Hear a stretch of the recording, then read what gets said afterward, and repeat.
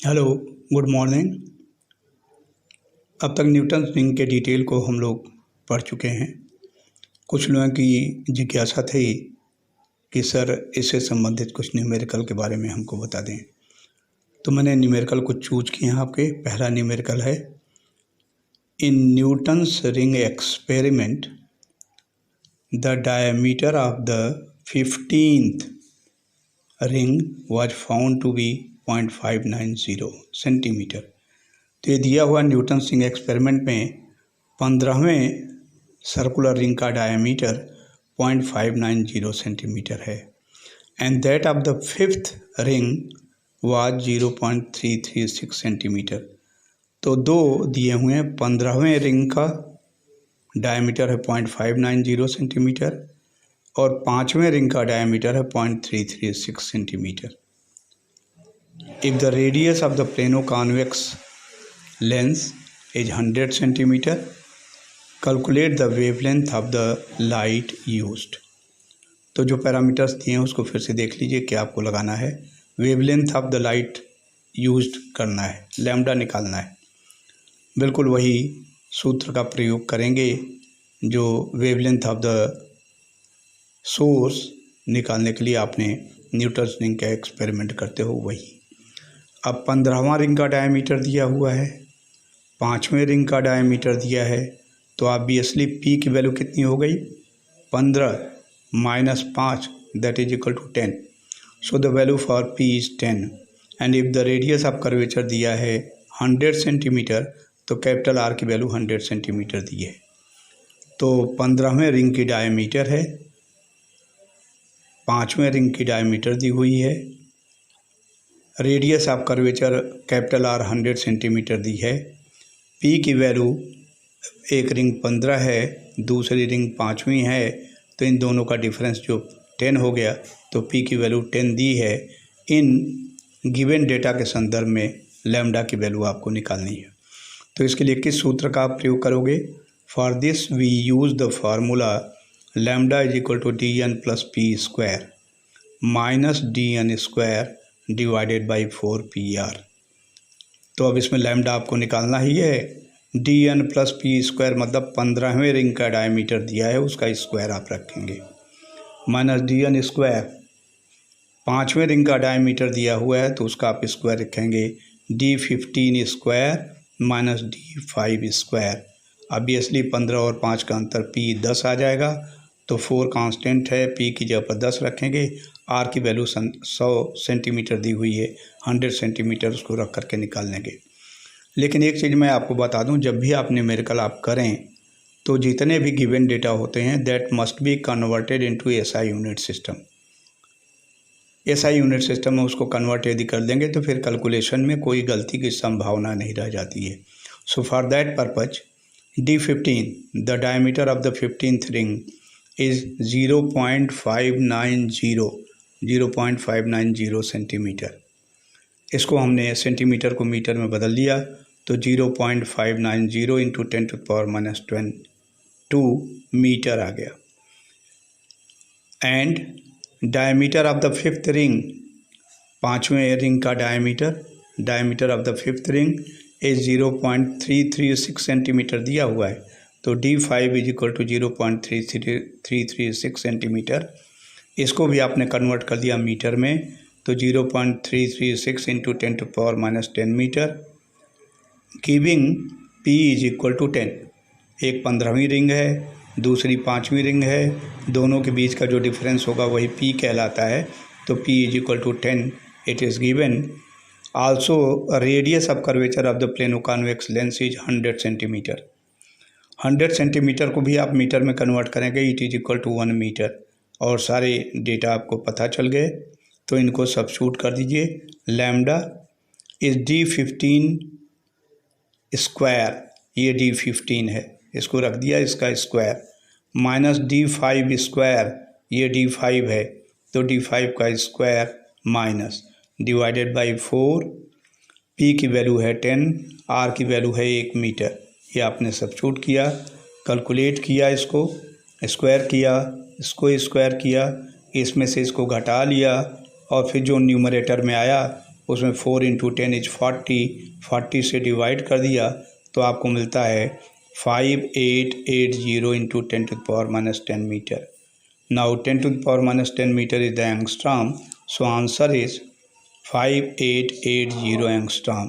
So the wavelength of the light source which has been used in the Newton's ring experiment, according to this numerical problem, it is 5880 angstrom. एक दूसरा numerical और हमने choose कर रखा है, थोड़ा इससे अलग है हट करके. इस तरह के बहुत सारे न्यूमेरिकल आएंगे, उसको आप कर देंगे. दूसरा देखिए, Newton's rings are formed in reflected light. अब मैं एक चीज़ यहाँ फिर आपको स्पष्ट कर दूँ, जिधर से इंसिडेंट लाइट होती है उधर ही यदि हम ऑब्जर्वेशंस रिकॉर्ड करते हैं, ये थिन फिल्म आप कांस्टेंट थिकनेस में भी करते हैं, वेव शेप में भी करते हैं, न्यूटन्स रिंग में भी कहते हैं, तो वो रिफ्लेक्शन साइड कहलाता है. और यदि जिधर से लाइट इंसिडेंट है फिल्म को पार करके ट्रांसमिट करके दूसरी साइड को निकल जाती है तो उसको हम ट्रांसमिशन साइड कहते हैं. So this is the term coming over here. Newton's rings are formed in reflected light of wavelength 6000 angstrom. 6000 angstrom की वेवलेंथ यूज की गई है और न्यूटन्स रिंग बन रहा है रिफ्लेक्शन साइड में. अभी देखिए इसमें यह with a liquid between the plane and curve surfaces, एक लिक्विड रखी हुई है curve surface of the plano convex lens and the flat surface plane surface of the glass slab के बीच में एक लिक्विड रखी हुई है. तो म्यू को हमको एक नहीं मानना है, म्यू की वैल्यू होगी that is the refractive index of the liquid.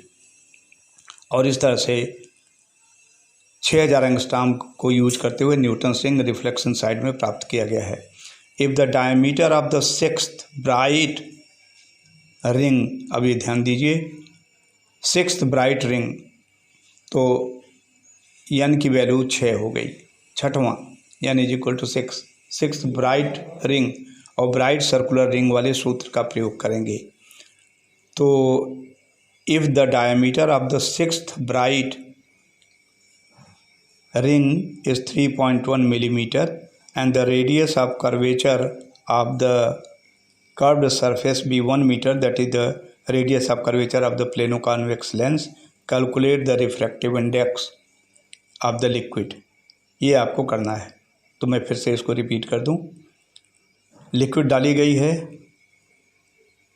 Curve surface और प्लेन सरफेस के बीच में, 6000 वेवलेंथ की लाइट यूज की गई है, छठवें ब्राइट सर्कुलर फ्रिंज का डायमीटर दिया हुआ है, तो आपको बताना है कि लिक्विड का रिफ्रैक्टिव इंडेक्स कितना आएगा. Now the square of the diameter of the nth bright ring, हम ब्राइट वाले सूत्र का प्रयोग करेंगे क्योंकि छठवें का डायमीटर दिया हुआ है ब्राइट रिंग के लिए, तो square of the diameter of the nth bright circular ring is given by dn square, ये पढ़ चुके हो, इज इक्वल टू dn को मैंने बताया है square root of art integral multiple of art in natural odd numbers. तो इसलिए dn square is equal to 2 × 2n-1 लैम्डा आर डिवाइडेड बाई म्यू आएगा. म्यू आपको निकालना है, शेष आपको पता है n 6 है, लैम्डा 6000 दिया है, आर की वैल्यू 1 मीटर दी हुई है और dn स्क्वायर छठवें ब्राइट सर्कुलर रिंग का डायमीटर दिया हुआ है. देखिए गिवन है n is equal to 6, lambda is equal to 6000 angstrom. Again this 6000 angstrom has to be converted into the SI unit system. तो 6000 × 10⁻⁻10 metre. Are the radius of curvature of the plano convex lens is 1 metre and dn is 3.1 millimetre. dn means छठवें bright circular ring का diameter 3.1 millimetre ये दिया हुआ है और इस millimetre को भी कन्वर्ट करेंगे मीटर में, तो 3.1 × 10⁻³ मीटर.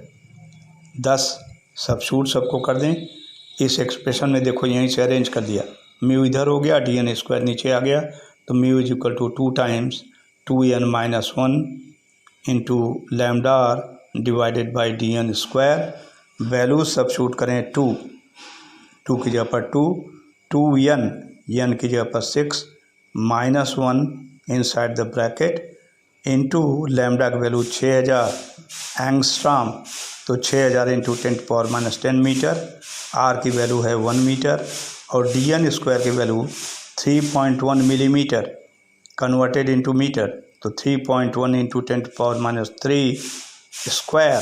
सो स्क्वायर कैलकुलेट करें, ये 2 इंटू 6 इज़ 12 -1 इज 11, इसका यूज करते हुए न्यूमरेटर निकालिए, न्यूमरेटर में इस डिनोमिनेटर स्क्वायर का भाग दीजिए, तो जब आप करेंगे तो उसमें लिक्विड की रिफ्रैक्टिव इंडेक्स जो आ जाएगी 1.374 ये आ जाएगी कैलकुलेट करने के बाद। देखिए ब्राइट सर्कुलर रिंग दिया हुआ है, इसलिए ब्राइट वाले सूत्र का हमने प्रयोग किया। यदि डार्क सर्कुलर रिंग दिया रहेगा तो dn स्क्वायर की वैल्यू के लिए क्या यूज करोगे, 4p lambda r by mu, 4n lambda r by mu, p नहीं, p तो तब जाएगा जब दो डायमीटर का डिफरेंस हो तो उनके बीच का वैल्यू p आ जाएगी। तो dn square for a dark circular ring it is 4n lambda r divided by mu. तो यदि डार्क सर्कुलर रिंग दिया रहेगा तो उसका प्रयोग करें, ब्राइट यदि दिया रहे तो इसका प्रयोग करें, और इस तरह से न्यूमेरिकल को आप सॉल्व कर सकते हैं, कहीं कोई दिक्कत आपको नहीं आएगी। So for today this much, thank you.